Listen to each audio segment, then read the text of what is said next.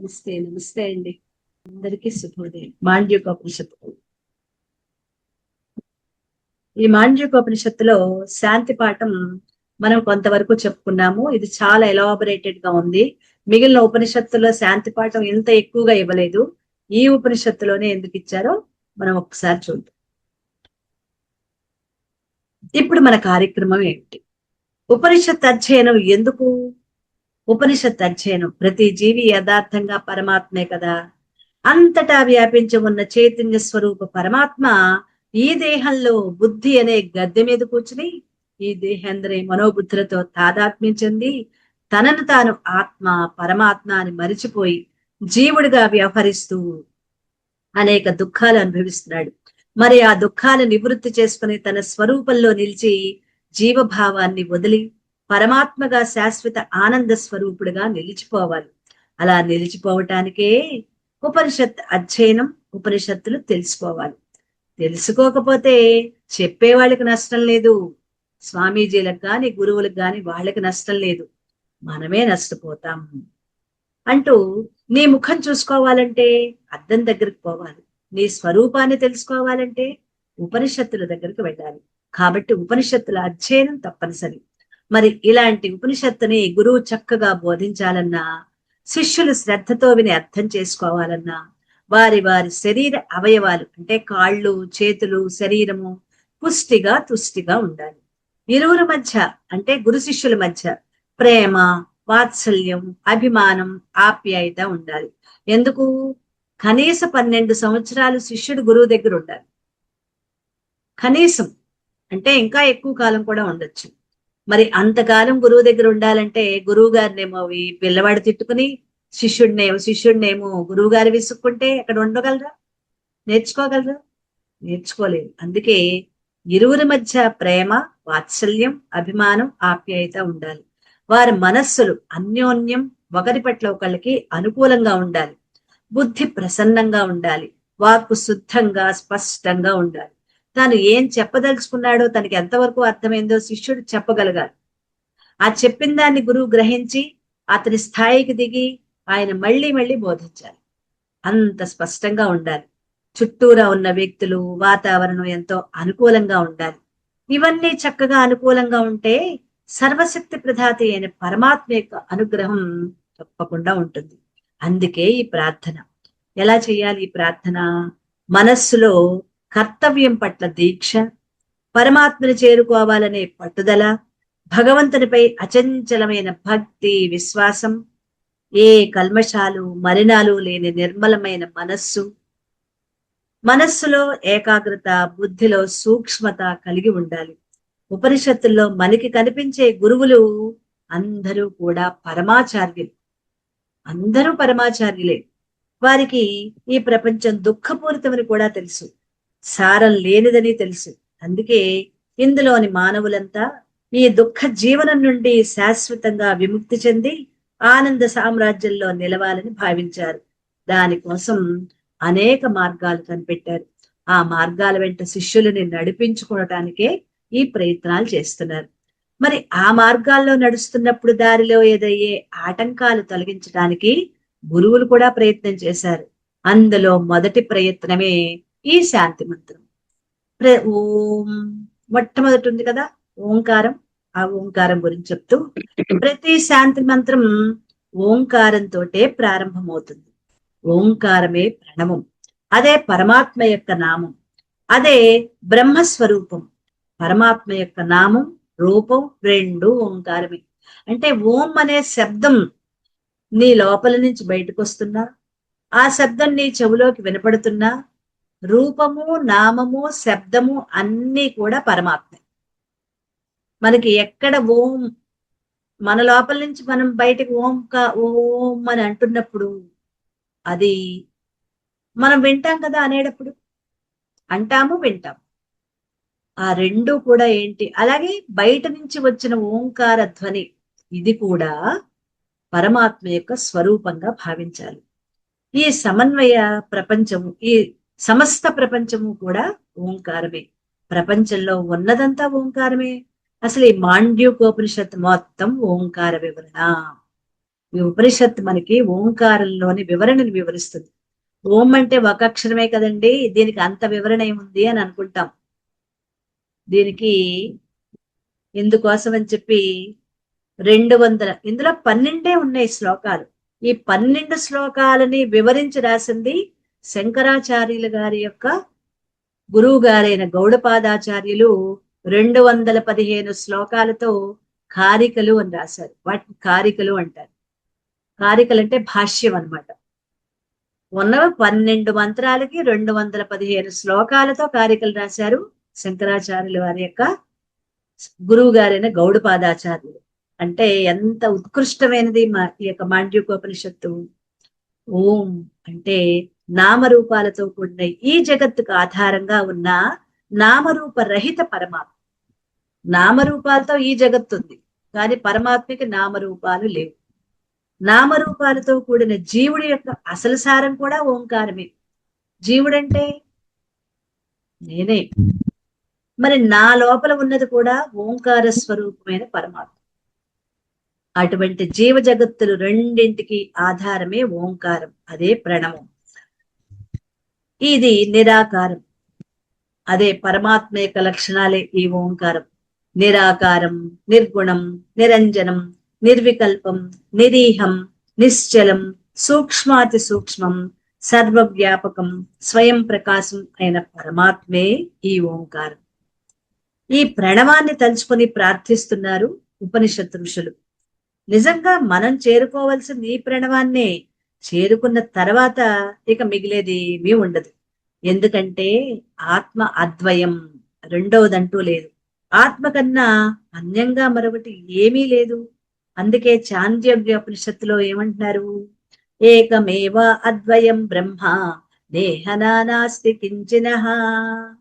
అంటే ఈ బ్రహ్మ పరమాత్మ తప్ప రెండోది కొంచెం కూడా లేదు. కొంచెం అంటే ఇంత కొంచెం సూక్ష్మంగా కూడా మరొకటి ఏది లేదు, ఉన్నది ఒక్కటే. అయితే మనం ఆత్మను చేరుకుని ఆత్మలో ఐక్యమై ఆత్మగా ఉండే లోపల మనం ఈ ప్రపంచంలో ఒక భాగంగా ఉంటున్నాం. ప్రపంచంలో మనం ఒక భాగంగా ఉంటున్నాం, ఇంకా మనం ఆత్మగా ఏమీ లేవు. అందుకే ఆత్మానుభూతిని పొందేలోగా, సత్యాన్ని గ్రహించేలోగా మనం ఉపనిషత్ అధ్యయనం చక్కగా సాగాలంటే, ఆటంకాలు లేకుండా ఉండాలంటే ఎందరి సహకారము కావాలి. మనం ఈ ఒక్క ఉపనిషత్తులు నేర్చుకోవడానికే కేవలం మనము గురువు ఉంటే సరిపోదు, ప్రపంచం యొక్క సహకారం ఉండాలి. అదేంటండి, చెప్పాయన ఉన్నారు, వినే మేమున్నాం, మిగిలిన వాళ్ళు ఎందుకండి, మధ్యలో ఎవరి సహకారం కావాలి అంటాం కదా, అదే చెప్పుకుందాం. ఎంతో మంది ఎందరి సహకారమో కావాలి. మన అవసరాలన్నీ తీరాలి, శరీరం ఆరోగ్యంగా ఉండాలి, మనసు వికలం లేకుండా ఉండాలి. అందుకే ఈ ప్రార్థన. ఏమని ప్రార్థిస్తున్నారు? భద్రం కర్ణేభి శృణుయామ దేవాః, భద్రం పశ్యే అక్షిభి యజత్రా. అంటే విడదీసి అన్నమాట. మేము మా చెవులతో మంగళకరమైన విషయాలనే విందుము కాక, మేము మా కన్నులతో మంగళకరమైన దృశ్యాలనే చూసెదము కాక అని. మరి ఆధ్యాత్మిక మార్గంలో ప్రయాణించే సాధకులకు ఎదురయ్యే ఆటంకాలేంటి అంటే, శబ్ద, స్పర్శ, రూప, రస, గంధ అనే 5 తన్మాత్రలు, 5 విషయాలు. ఈ ప్రపంచం ఈ 5 విషయాలతోటే కూడి ఉంది. ప్రపంచంలో ఈ 5 విషయాలు ఉన్నాయి: శబ్దము, స్పర్శ, రూపము, రసము, గంధము. ఇవి వేటికి? పంచభూతాలకి. పంచభూతాల యొక్క పంచ తన్మాత్రలు. ఎలా? శబ్దము దేనికి? ఆకాశానికి. మరి స్పర్శ వాయువు. శబ్దము ఆకాశానికి ఒక్కటే గుణం, వాయువుకి 2 గుణాలు. శబ్దము స్పర్శ అని 2 గుణాలు. అగ్నికి 3 గుణాలు, శబ్దము స్పర్శ రూపము 3 గుణాలు. జలానికి 4 గుణాలు, శబ్ద స్పర్శ రూపము రసము. రసము అంటే మనం రుచి అన్నమాట, 4 గుణాలు. భూమికి 5 గుణాలు, శబ్ద స్పర్శ రూప రస గంధాలు ఈ 5 కూడా భూమికి ఉంటవి. వీటినే తన్మాత్రలు అంటారు, పంచతన్మాత్రలు. ఈ 5 విషయాలతో కూడుకుంది ఈ ప్రపంచం. ఈ 5 విషయాలకి సంబంధించిన జ్ఞానాన్ని, సమాచారాన్ని మన లోపలికి చేరవేసే వాకిళ్లే మన జ్ఞానేంద్రియాలు. చెవి శబ్దాన్ని విని మనస్సుకి చేరవేస్తుంది. ఇవన్నీ దేనికి అందిస్తాయి? మనసుకి. చర్మం స్పర్శ విషయాన్ని తీసుకుని మనస్సుకి చేరవేస్తుంది. కన్ను దృశ్యాలను గ్రహించి మనస్సుకే చేరవేస్తుంది. నాలుక రుచికి సంబంధించిన విషయాన్ని గ్రహించి మనస్సుకే చేరవేస్తుంది. ముక్కు వాసనకి సంబంధించిన విషయాన్ని గ్రహించి మళ్ళీ మనస్సుకి. అంటే ఈ 5 పనిచేసి దేనికి అందిస్తాయి? మనస్సుకి అందజేస్తాయి. ఇంతకు ముందు మనం ఒక కథ చెప్పుకున్నాం. జ్ఞానేంద్రియాలు 5, పిల్లలు, మనస్సు తల్లి, బుద్ధి తండ్రి చెప్పుకున్నాం కదా. ఈ 5 కూడా విషయాలు గ్రహించి తల్లి అయిన మనసుకే అందిస్తుంది. ఇలా ఈ 5 జ్ఞానేంద్రియాలు 5 విషయాలకు సంబంధించిన సమాచారాన్ని మనసుకు చేరవేస్తాయి. ఎప్పుడైతే బయట ఉన్న విషయాలు లోపలికి చేరాయో ఆ వెంటనే మనస్సు విషపూరితమవుతుంది. అదేంటండి వినగానే విషమైపోతుందా అంటే మార్పులు చెందుతుంది, కలుషితమవుతుంది. దానితో మనస్సు తన సహజ స్థితి ఏంటి? మనస్సుది మనసు యొక్క సహజ స్థితి ఎవరికైనా తెలుసా? ప్రశాంతత. మనసు యొక్క సహజ స్థితి ప్రశాంతత. ఏమీ లేకుండా ఉండటమే మనస్సు. ఎందుకంటే మనస్సు అంటే ఆత్మ నుంచి లేచిన అల లాంటిది. మనస్సుకి ఆత్మకి తేడా ఏమీ లేదు. అది ఆలోచనలు చేస్తే మనసు అయింది, ఆలోచనలు లేకపోతే ఆత్మ అయింది. మరి అటువంటి మనస్సు తన సహజ స్థితిని కోల్పోతుంది. ఈ విషయాలు వచ్చి మనసుకు చెప్పగానే మనస్సు ఏమవుతుంది? సహజ స్థితి కోల్పోతుంది. తన ప్రశాంత స్థితిని, ఆనంద స్థితి, దాని స్థితి కూడా ఆనంద స్థితి, మనసు స్థితి. కానీ వాటిని కోల్పోతుంది. ఈ జ్ఞానేంద్రియాలు ఎప్పుడైతే 5 కలిసి ఒక్కొక్కటి దానికి విషయాలు సేకరించి చెప్పాయో అది దాని సహజ స్థితి, ఆనంద స్థితిని కోల్పోతుంది. ఇంకా అక్కడ మొదలవుతుంది ఆందోళన, ఉద్రేకం, ఆలోచన, ఆవేశం, ఆక్రోశం. ఇవన్నీ ముసురుకుని మనస్సుని అతలాకుతలం పాలు చేసేస్తున్నాయి. పెద్ద తుఫాన్ వస్తే, సముద్రంలో తుఫాన్ వస్తే ఏమవుతుంది? ఉప్పెన వస్తే ఏమవుతుంది? పెద్ద పెద్ద అలలు, నిలువెత్తు అలవలు లేచినట్టుగా మనస్సు కూడా ఉప్పెనలో ఊగిపోయినట్లు, తుఫానులో ఊగిపోయినట్లుగా అతలాకుతలం చేస్తుంది. దానితో శాస్త్రాన్ని చక్కగా శ్రవణం చేయటం కుదరదు. మనస్సు మన మాట వినదు. ఇంకేం వింటామే? గురువు గారు చెప్తూ ఉంటారు, నా మనసు బయటకు అక్కడికో 10 చోట్లకు తిరుగుతుంది. ఏమైనా చెవులోకి ఎక్కుతుందా? ఏది ఎక్కదు. మనసు అల్లకల్లోలం కాకుండా ఉండాలంటే ఈ 5 విషయాలు మనస్సుకు చేరకుండా ఉండాలి. నిజంగా ఉండటానికి 5 విషయాలు ఈ ప్రపంచంలో ఉన్నప్పటికీ దేవతా స్వరూపమైన హృదయ స్థానంలో శనిగ్రహం ప్రవేశించడానికి ముఖ్యమైన ద్వారాలు 2. కొద్దిగా సింపుల్ గా చెప్తున్నారనమాట. నిజం చెప్పాలి అంటే ఈ ప్రపంచంలో 5 విషయాలు కనిపిస్తున్నప్పటికీ అసలు దేవతా స్వరూపమైన హృదయ స్థానం అంటే దేవతల నివాసమైన, దేవతలంటే ఎవరిక్కడ? పరమాత్మ నివాసమైన హృదయ స్థానం. అందులో ఒక తమాషాగా చెప్తున్న విషయం ఏంటంటే శనిగ్రహం ప్రవేశించడానికంటే శని పట్టిందంటారు చూసారా? ఆ శని పట్టటానికి నీకేదో శని పట్టిందిరా అందుకే ఎలా ఉన్నావు నువ్వు అంటూ ఉంటారా మన వాళ్ళు? అలా ప్రవేశించడానికి ముఖ్యమైన ద్వారాలు 2. ఏంటా 2? కళ్ళు, చెవులు. ఆ 2 నాశనం చేసేవి. పరమాత్మ స్థానమైన హృదయంలో ఎప్పుడైతే ఈ 2 విషయాలు పడతాయో, కళ్ళు, చెవులు, ఎవడో ఏదో చెప్తాడు పడిపోతాం, ఎక్కడో ఏదో చూస్తాం పడిపోతాం. ఎక్కడ పడిపోతాం? అభద్రతా భావంలో పడిపోతాం, అమంగళంలో పడిపోతాం, అశుభంలో పడిపోతాం. మరి మిగిలిన 3 జ్ఞానేంద్రియాలు ఉన్నాయి, ముక్కు, నాలుక, చర్మం. ఇవి అంత ప్రమాదకరమైనవి కాదు. అందుకే చూసామా, విన్నామా, టక్కుమని దాన్ని పట్టేసుకుంటాం. మీరు గమనించండి, మీరు ఒక మాట వినండి, అప్పటిదాకా మీరు నవ్వుతున్నారండి, నవ్వుతూ కబుర్లు చెప్తూ చాలా ఉత్సాహంగా ఉన్నారు. అప్పటికప్పుడు ఒక ఫోన్ కాల్ వచ్చింది. దాంట్లో మీకు అత్యంత ప్రీతమైన స్నేహితులు కావచ్చు, ఎవరో ఒక వ్యక్తికి ప్రమాద స్థితి ఉండి మరణశయ్య మీద ఉన్నారు. అర్జెంటుగా ఆ నిమిషంలోనే అతనికి ప్రమాద స్థితి ఏర్పడి మ్యాసివ్ హార్ట్ అటాక్ ఎలాంటివో ఉంటాయి కదా అవి. ప్రమాద స్థితిలో ఉన్నారు అంటే ఇంకా దగ్గరగా, మరణానికి దగ్గరగా ఉన్నారనే మాట వినంగానే నవ్వుతూ నవ్వుతూ ఉన్న వ్యక్తి ఫోన్ కాల్ విన్నా కూడా అలాగే నవ్వుతూ మాట్లాడతారా? వెంటనే మార్పు వచ్చేసింది.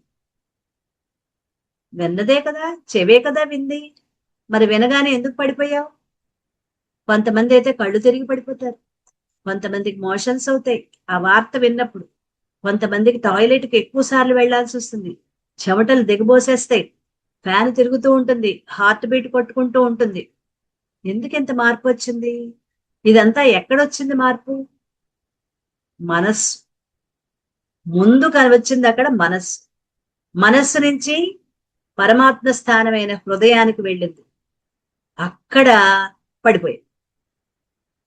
ఎంత వివరంగా చెప్తున్నారో చూడండి. మనలో ఇన్ని మార్పులు రావటానికి చాలా చాలా వివరంగా అది చూస్తాం. అలాగే మన రోడ్డు మీద వెళ్తూ ఉన్నాం, చక్కగా పక్క నుంచి వెళ్ళిపోతున్నాం, ఇంతలో మన పక్కన పెద్ద శబ్దమైంది. పక్కనంటే కాస్త దగ్గరలో, కొద్దిగా ఒక 3 అడుగులు 4 అడుగుల దూరంలో చాలా పెద్ద శబ్దమైంది. ఏంటా అని పక్కకు తిరిగి చూస్తే మన అదృష్టవంతులు కాబట్టి మనకేమవ్వలేదు, కానీ ఎవరికో ఆ వెనక నుంచి వచ్చి పెద్ద లారీనో పెద్ద వెహికల్ ఆ వెనకాల వస్తున్న వాళ్ళని గుద్దేసింది, వాళ్ళ మీద చెడిపోయింది. ఆ కళ్ళతో చూసాం. ఎందుకంటే ఇలాంటివి నేను స్కూల్కి వెళ్తున్నప్పుడు ఎన్నో చూసేదాన్ని. బస్సులోంచి కొన్ని కొన్ని స్పాట్స్ ఉండేవి, ఇంచుమించు వారంలో 2 సార్లు 3 సార్లు ఇవే చూడాల్సి వచ్చేది. నా ముందు నేను బస్సులో వెళ్తుంటే ఆ ముందు బస్సు వాడు, లేకపోతే మేము ముందు, అంతకు ముందే ఫ్రెష్ గా యాక్సిడెంట్లు జరిగేవాడి. చూస్తే మనసు ఎంత అల్లకల్లోలం అయిపోయేదో. స్కూల్కి వెళ్ళాలి తప్పదు, ఇక్కడ మనం ఆగిపోవటానికి లేదు, వెనక్కి వెళ్ళటానికి లేదు, అది చూస్తే భయంకరంగా ఉంది. ఒక్కసారి నీరు కారిపోయేది మొత్తం అంతా. అంటే దృశ్యం చూసాం, అప్పుడు మనం ఎలా మారిపోయాం? అప్పుడు కూడా ఇందాకటి పరిస్థితికి ఒక్కసారిగా పడిపోయాం. అంటే కళ్ళు చెవులు రెండూ కూడా పడిపోవటానికి కారణం. అదే ముక్కు నాలుక చర్మం అంత ప్రమాదకరమైనవి కాదు, కళ్ళు చెవులు అంత ఎక్కువ ప్రమాదకరమైనవి. అందుకే అవి అమంగళకరమైన శబ్దాలు విషయాలు కానీ ఘాతుకమైన దృశ్యాలు కానీ మనలో ప్రవేశించకుండా జాగ్రత్త పడాలి. అవి మన మనస్సుని ఆధ్యాత్మిక రంగం నుంచి మరలించి ఈ లౌకిక ప్రపంచంలో ముంచేస్తాయి. కాబట్టి జాగ్రత్తగా ఉండాలి. మనం ఎంత జాగ్రత్తగా ఉందామన్నా మన దారిని మనం పోతున్నా ఏవో అపభ్రంశ మాటలు మన చెవిలో వినపడుతూనే ఉంటాయి. అసభ్యకరమైన దృశ్యాలతో కూడిన పక్కన ఏ రోడ్డు మీద ఏ పోస్టర్లో మన దృష్టిలో పడుతూనే ఉంటాయి. ఇప్పుడు సినిమా పోస్టర్లు అయితే ఏమీ లేవండి. నిజం చెప్పాలంటే పూర్వకాలంతో పూర్వం అంటే మన చిన్నప్పటి కాలము, మొన్నటి కాలం కంటే కూడా ఇప్పుడు సినిమా పోస్టర్లు ఎక్కడ అంటించటం చూసారా మనం గమనిస్తే? ఏ గోడలకి కూడా ఎక్కడ పల్లెటూర్లలో కూడా పెద్దగా పోస్టర్లు అంటించట్ల. ఇంతకు ముందు అయితే ఇంచుమించు 10 సంవత్సరాల క్రితం, 10-15 సంవత్సరాల క్రితం అయితే అన్ని గోడల నిండా కొత్త చిత్ర కొత్త సినిమాలు వచ్చాయంటే పోస్టర్లు చెత్తలా ఉండేవి. చూడటానికి తల తిప్పుకునే పక్క నుంచి ఇలా తలంచుకు వెళ్ళిపోయేటట్లు కూడా ఉండేవి. అవి ఒక రకమైన కొన్ని సినిమా పోస్టర్లు కూడా అసహ్యకరమైనట్లుగా ఉండేవి. అలాంటివి ఎక్కువ ఉండేవి. అలాంటివి కూడా చూసి మనస్సు చెలించిన వాళ్ళు కూడా ఉంటారు. అది చెప్తున్నారనమాట. ఏ సినిమా పోస్టర్లో మన దృష్టిలో పడుతూనే ఉంటాయి అసభ్యకరమైన దృశ్యాలతో. అందుకే మంగళకరమైన వాక్కులే మా చెవులతో వినాలని, మంగళకరమైన దృశ్యాలే కన్నులకు కనిపించాలని దేవతలని ప్రార్థిస్తున్నాను, వేడుకుంటున్నాను, కోరుకుంటున్నాను. ముందుగానే జాగ్రత్త పట్టమన్నమాట. ఆ అమంగళకరమైనవి ఏవి నా దృష్టిలోకి వద్దు అని దేవతలని వేడుకోవటం. అలా ఇలా కోరుకోవటం అంటే సామాన్యుల్లాగా దేవతల దగ్గరికి వెళ్ళి లౌకికమైన కోరికలు కోరుకోవటమా? నాకు ఫలానాది కావాలి, ఈ ఈ స్థలం కొనుక్కుందాం అనుకుంటున్నాను, ఈ వివాహం జరగాలనుకుంటున్నాను, లేకపోతే ఇంకా మనకేవో చాలా కోరిక, స్థలాలు, వివాహాలు, ఇళ్ళు కట్టుకోవటం, పిల్లలు, ఇవి ఇంకా పెద్దవి, వాటి కోరుకున్నా తప్పులేదు. కానీ ఇంకో కొన్ని చిన్న చిన్న వాటికి కూడా ముక్కులు ఎక్కువైపోతాయి ఈ రోజుల్లో. వాళ్ళు అనుకున్న చిన్న పనైనా కానీ ఆ దేవుడికి ఇన్ని మొక్కులు మొక్కేయటం అనమాట. ఇలా చేయకపోతే ఆ దేవుడు సరిగ్గా నాకు చేయటం లేదు అని ప్రచారం చేయటం. అలాంటివి కాదు. ఈ ప్రాపంచిక కోరికల లాంటివి కాదు. నేను అమంగళకరమైన దృశ్యాలు నా కళ్ళల్లో పడకుండా ఉండుగాక, అమంగళకరమైన విషయాలు నా చెవులకి చేరకుండా ఉండుగాక అని కోరుకోవటంలో అదేమి లౌకిక విషయాలు కాదు. మళ్ళీ మనం భయపడతాం.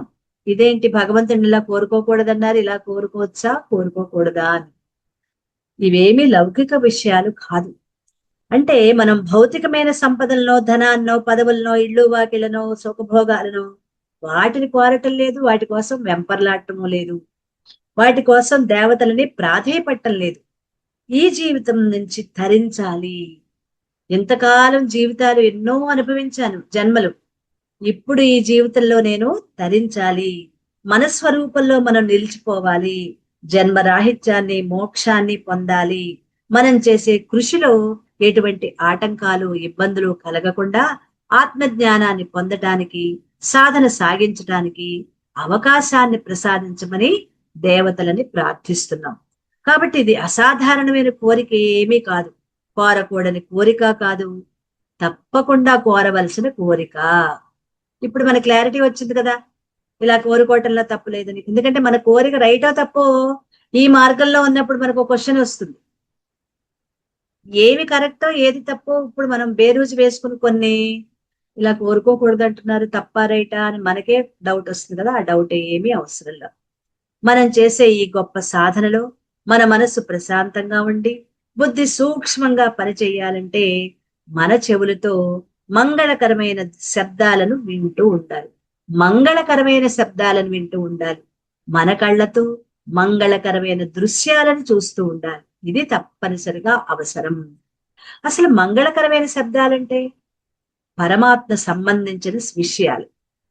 పరమాత్మకు సంబంధించిన ఏ విషయాలైనా మంగళకరమైన విషయాలే. అంటే గురువు నుంచి వచ్చే బోధంతా మంగళకరమైనదే. మరి మంగళకరమైన దృశ్యాలంటే గురు సాన్నిధ్యం, గురువు దగ్గర కూర్చోవటం, వేదాంతాన్ని బోధించే ఆశ్రమ ప్రాంగణాలు, ప్రదేశాలు, వనవాటికలు, అలాగే పవిత్రమైన నదీ ప్రదేశాలు, తీర్థస్థలాలు, దేవాలయాలు, ఇవన్నీ మంగళకర దృశ్యాలు.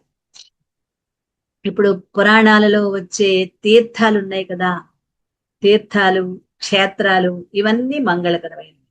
కాబట్టి వీటిని మనం వింటున్నా కూడా మన మనస్సు పక్కకి వెళ్లకుండా, చలించకుండా ఉంటుంది. అంటే వాటిల్లో మనకు వెళ్ళి వినటం వరకే చేస్తాను తప్ప అది నాకు కావాలనే కోరిక ఉండదు కదా. అలా ఇవన్నీ మంగళకరమైన దృశ్యాలు. అమంగళకరమైన శబ్దాలు, దృశ్యాలు ఆధ్యాత్మిక రంగంలో ఉండేవారిని పతనం చేస్తాయి.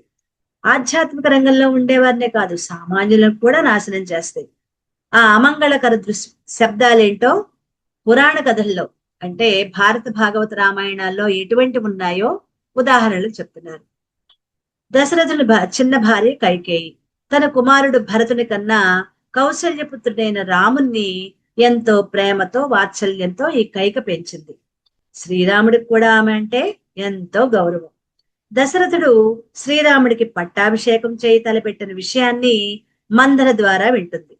ఎంతో ఆనందించింది. కానీ మందర చెప్పుడు మాటలతో కైకేయిలో విషం చిమ్మింది. దాంతో శ్రీరాముణ్ణి 14 సంవత్సరాలు వనవాసానికి పంపింది. భరతునికి రాజ్య పట్టాభిషేకం చెయ్యాలని కోరింది.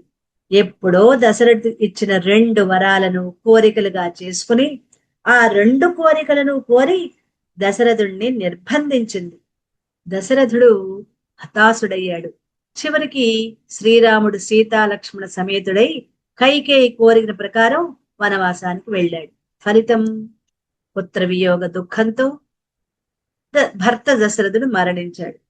తోటి కోడళ్ళు చేదరించుకున్నారు. ప్రజలు అసహించుకున్నారు.